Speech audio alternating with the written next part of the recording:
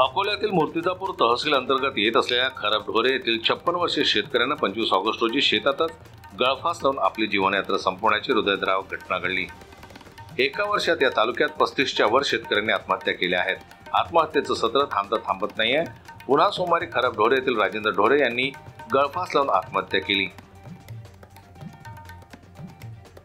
मूर्तिजापूर तालुक्यात अतिवृष्टीच्या संकटामुळे शेतकरी लोक त्रस्त झाले आहेत।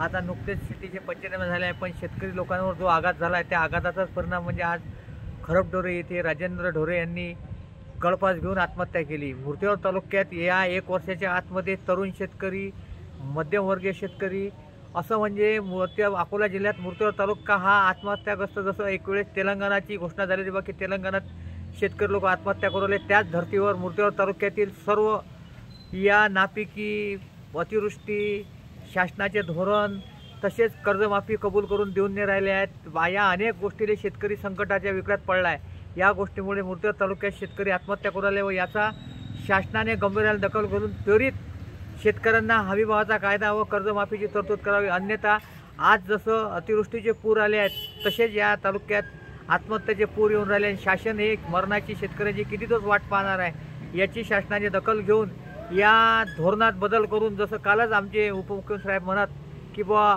योग्य वेळी आम्ही कर्जमाफी करू, आता का अशा शेतकऱ्यांच्या अनेक गावात अशा मैता निघाल्यावर ते कर्जमाफी करणार आहेत का?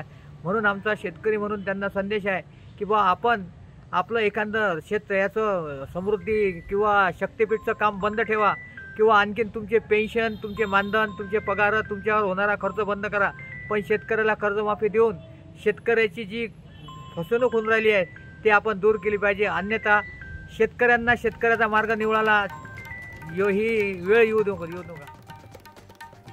तालुक्यात नुकत्याच झालेल्या ढगफुटी सदृश पावसानं शेती पिकांचं मोठ्या प्रमाणात नुकसान केलंय।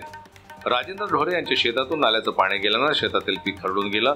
त्याचबरोबर सततची नापिकी डोईवर 1,60,000 रुपयांचं कर्ज, शेतातील पीक खरडून गेल्यानं बँकेचं कर्ज भरावे की कुटुंबाचा उदरनिर्वाह करावा अशा द्विधा मनस्थितीत असलेल्या राजेंद्र ढोरे यांनी आपल्या शेतातील झाडाला गळफास लावून आत्महत्या केली।